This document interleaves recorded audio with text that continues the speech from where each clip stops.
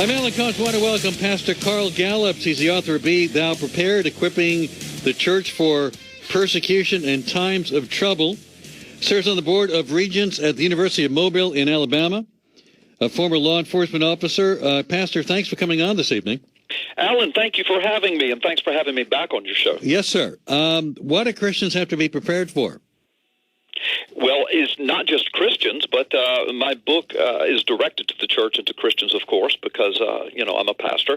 We're living in a changing world, and we're living in a world in which we're certainly prone for anything from natural disasters to, 9/11, terrorist attacks, etc.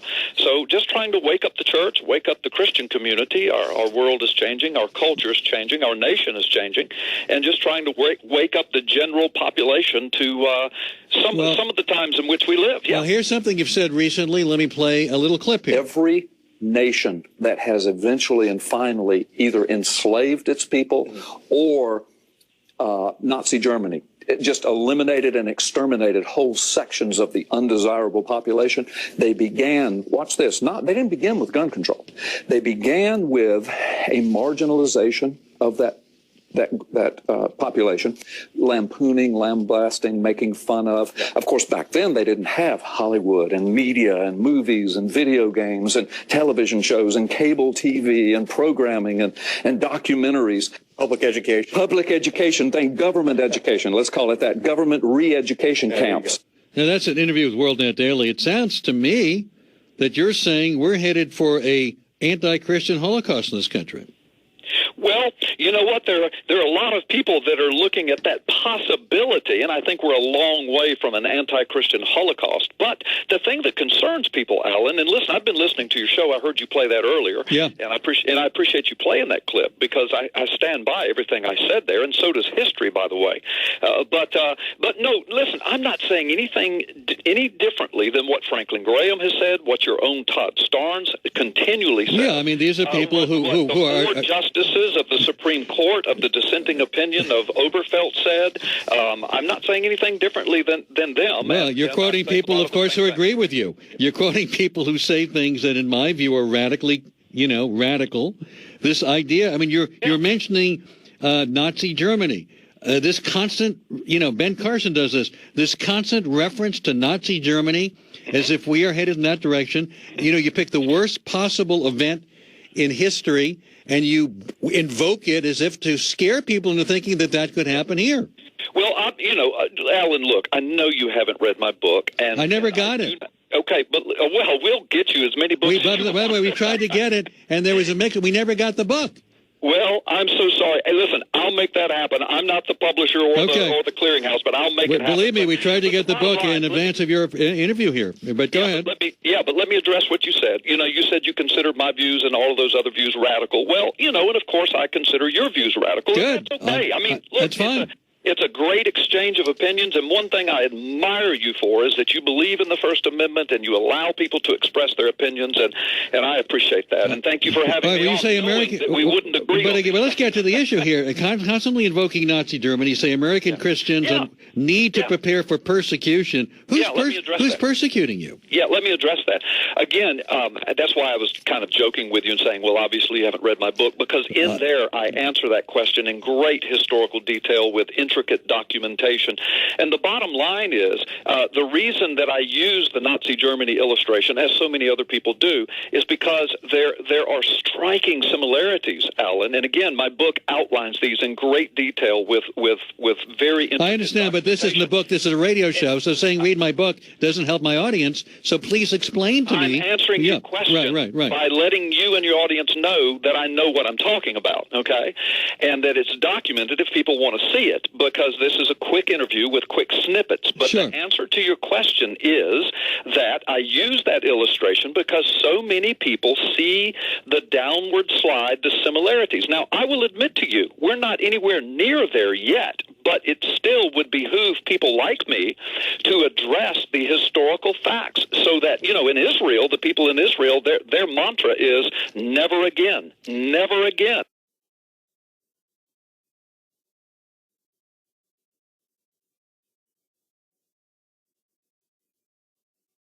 happen. All right, So but what I'm saying is, in America, since we see some of the same things beginning, like what? let's cut them off. What are the same? What can become? Pastor Gallups, what are the things beginning here that are precursor to Nazi Germany?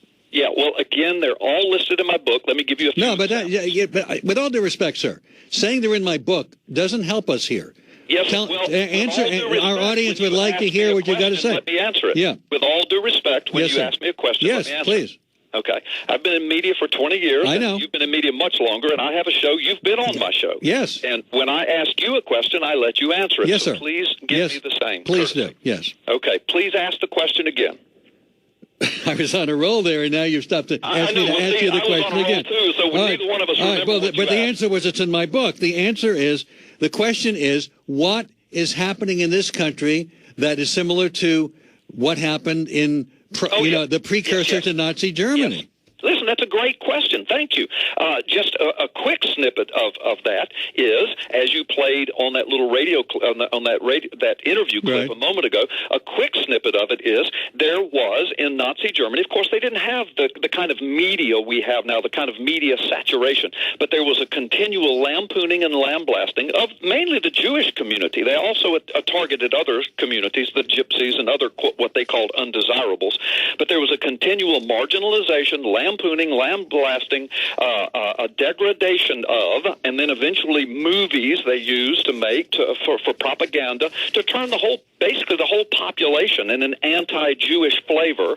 And then, of course, they used the public education systems, which is what the snippet that you played spoke of very quickly. Right. They used the public education systems to indoctrinate, if you will, whole masses of people and children, and those were some of the things. But eventually, then, of course, there was gun confiscation for certain segments of the culture and the society. And once that was done, once they had the heart and the mind of the people, the spirit of the nation turned against a certain religious group of people, then the persecution began, and then 6 million Jews were exterminated. But Pastor Gallups, my quick answer. We're not. That's my quick answer. Well, sadly, as you know, in this medium, that's all we can do. But look, there's no. I know you've said otherwise. There is no attempt to take guns away from the American people. I know you believe otherwise. There's no attempt for that. And in terms of Christians, every president's been a Christian. Almost every legislator in this country is a Christian. We've almost always had almost entirely Christian legislators. So the notion that the people in power, both in the executive branch and legislative branch, are somehow mean to or going to take away rights from Christians is absurd, given that we have an almost entirely Christian ruling class in this country. Yeah. Listen, that's a valid point for you to make. I've heard you make that point with Todd Starnes before, and my answer is very similar to his. And, of course, you've already said both of us are radicals. So. Yeah, right. And I understand. And I'm proud that you think I am, but go ahead. Yeah. But the bottom line is, listen, I could talk for an hour about this. Again, Sure. a quick little radio snippet. The bottom line is this. When you make that broad sweeping declaration, all the presidents are Christian, the people are Christian, the power brokers are Christian, the nation is Christian. Well, that's a very loose definition. I know when we take polls, you'll get a response. A little over 70% of the nation claims to be Christian. Almost 90% of Congress claims to be Christian, and I understand that. And I can't judge individuals. However, usually in a lot of those cases, what they mean is, well, they don't necessarily mean. And by the way, I come from a biblical worldview, so I'm not ashamed. I'm a Bible-believing, Jesus-loving, church-going, Spirit-filled Christian. And a lot of people don't necessarily mean that. What they mean is, when they say I'm a Christian, is that, well, I'm not a Muslim, I'm not a Hindu, I'm not a Buddhist, I'm not an atheist. Our nation has founded on Christian principles, so I'm a Christian. And so that's just a quick answer to your question. But the notion that the notion that this country is somehow headed down some kind of slippery slope where Christians are going to wind up like Jews did in Nazi Germany, based on what's happening now, is patently absurd. Well, in your opinion, it's absurd. But again, I'm saying the same things that four Supreme Court justices said: Franklin Graham, Todd Starnes, and many others. Wait a minute. Franklin Graham and Todd Starnes, of course, have your view. I mean, I think. Look, and your listeners have your view. Look, I love Todd, and I know Franklin, but they're nuts. Their views are nuts. Well, and I think you're nuts. So. All right, okay, but I mean, there's no. Hey, as friends, I think you're nuts, Alan. All right, I say that. Look, I'm friends with Franklin. I'm friends with Todd. I mean, Todd and I work for the same company, but they know how I feel about them, and they probably laugh at me, and that's fine. So, what do you think needs to be done, given your view that we're on that slippery slope? What needs to happen? Yeah.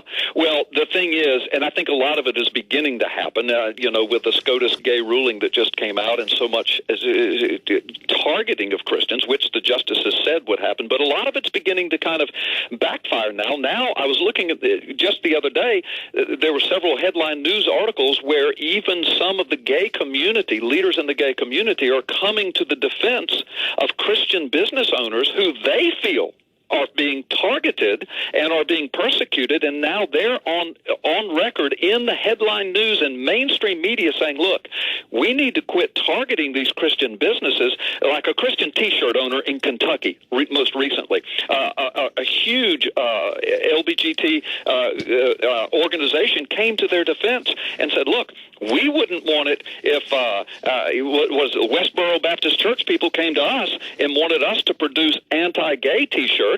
So these Christian T-shirt owners, shop owners, shouldn't have to do the same thing. So I think as long as people like you and me and those of us out here are talking, we're having these conversations, we're trying to preserve the First Amendment and make this nation fair and livable for everyone, I think things will come back to a little bit of a balance. That's what I'm praying. That's what I'm hoping. That's what a lot of my book is about.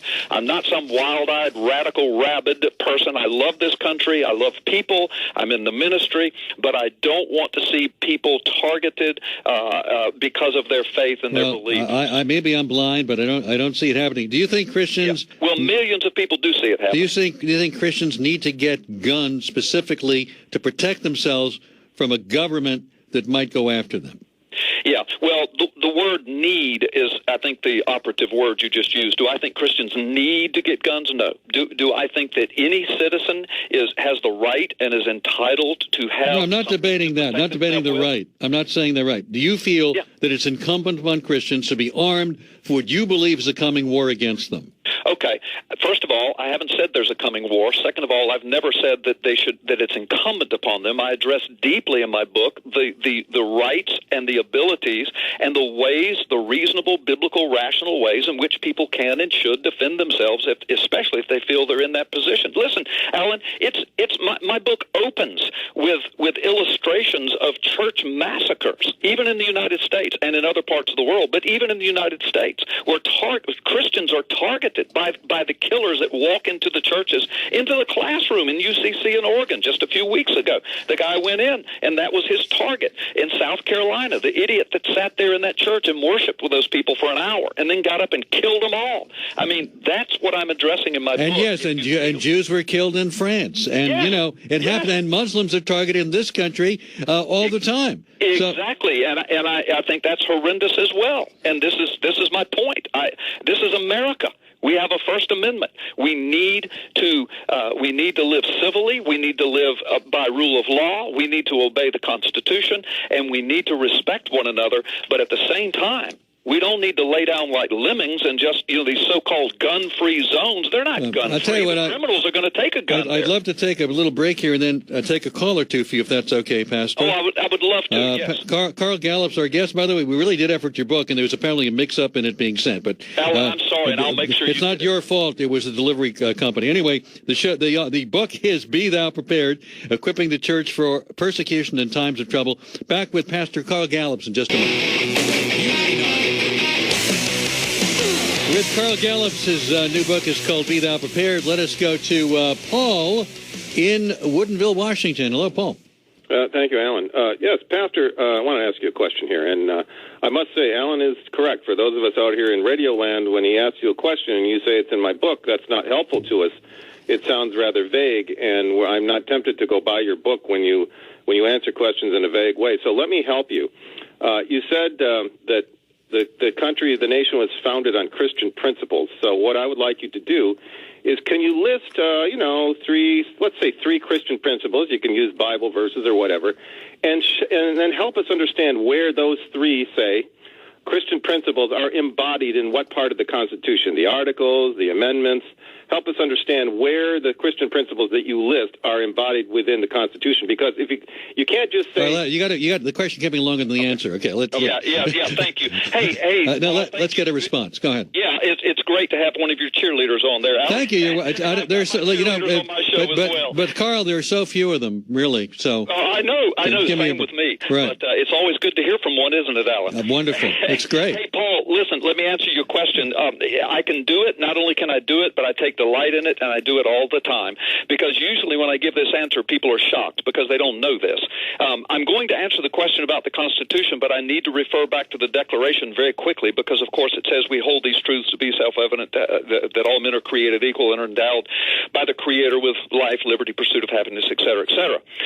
So then when we get to the Constitution, the preamble begins, we the people, in order to form a more perfect union, et cetera, et cetera, et cetera, and to secure the blessings of liberty, and the word blessing is a capital B, the blessings of liberty. Well, where was that talked about before? Well, it was talked about in the Declaration of Independence, and that is the exact reference to which they are speaking. And, of course, they're speaking of the blessings that come from our Creator, and the preamble of the Constitution begins, in order to secure these blessings. To have a blessing, you have to have a blessor. And, of course, it refers back. But let me finish. And as you continue on, you understand that they're developing a strictly legal document which will embody and protect the Christian biblical principles of liberty. He's asking a specific... It ends, Alan. Let me finish his question, because he asked me to give 3, and I'm only going to have a chance to give 1 or 2.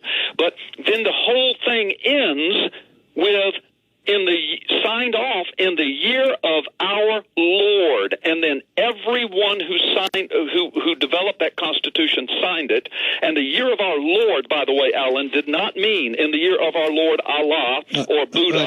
I only have a minute left. I only have a minute left, but I'm not getting any specific answer. Yes, I just gave you specific answers. That's about as pointed and powerful as you can get. The Constitution embodies Christian speech. And our Lord doesn't say Christian. It could be Jewish. It could be Muslim. It could be Hindu. Our Lord could be any one of another. Yeah, it could be, except it wasn't in our founding fathers. Why didn't your audience that knows anything about history knows? Well, why didn't they use the word Christian in the Constitution?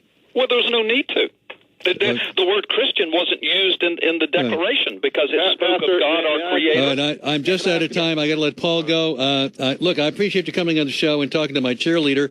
Oh, yeah, listen, it was my pleasure, Alan. It's always I didn't pay him to call in, by the way. He did it on his own. Listen, hey, and thanks for being on my show sometime back. And I don't pay my cheerleaders to call either. All right. Look, we come from different points of view. Thank you for letting me All right, Carl. I thank you very much. The book is Be Thou Prepared, Equipping the Church for Persecution in Times of Trouble.